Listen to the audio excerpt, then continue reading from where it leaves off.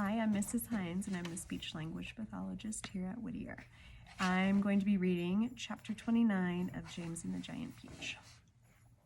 It seemed like a long time before the seagulls were able to pull the peach away from that horrible rainbow cloud, but they managed it at last, and then everybody gathered around the wretched centipede and began arguing about the best way to get the paint off his body. He really did look a sight. He was purple all over, and now that the paint was beginning to dry and harden, he was forced to sit very stiff and upright, as though he were encased in cement, and all 42 of his legs were sticking out straight in front of him like rods. He tried to say something, but his lips wouldn't move. All he could do now was to make gurgling noises in his throat. The old green grasshopper reached out and touched him carefully on the stomach. But how could it possibly have dried so quickly, he asked. It's rainbow paint, James answered. Rainbow paint dries very quick and very hard. I detest paint, Miss Spider announced. It frightens me. It reminds me of Aunt Spiker, the late Aunt Spiker. Because the last time she painted her kitchen ceiling, my poor darling grandmother stepped into it by mistake when it was still wet, and there she stuck. And all through the night we could hear her calling to us, saying, "Help, help, help," and it was heartbreaking to listen to her.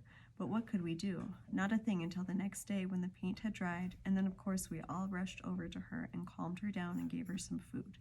Believe it or not, she lived for 6 months like that, upside down on the ceiling with her legs stuck permanently in the paint.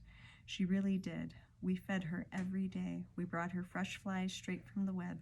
But then on the 26th of April last, Aunt Sponge, the late Aunt Sponge, happened to glance up at the ceiling, and she spotted her. "A spider," she cried. "A disgusting spider. Quick, fetch me the mop with the long handle." And then, oh, it was so awful. I can't bear to think of it. Miss Spider wiped away a tear and looked sadly at the centipede. "You poor thing," she murmured. "I do feel sorry for you." "It'll never come off," the earthworm said brightly. "Our centipede will never move again. He will turn into a statue, and we shall be able to put him in the middle of the lawn with a bird bath on the top of his head. We could try peeling him like a banana," the old green grasshopper suggested. "Or rubbing him with sandpaper," the ladybug said. Now if he stuck out his tongue, the earthworm said, smiling a little for perhaps the first time in his life, if he stuck it out really far, then we could all catch hold of it and start pulling. And if we pulled hard enough, we could turn him inside out, and he would have a new skin. There was a pause while the others considered this interesting proposal. "I think," James said slowly, "I think that's the best thing to do." Then he stopped. "What was that?" he asked quickly. "I heard a voice. I heard someone shouting."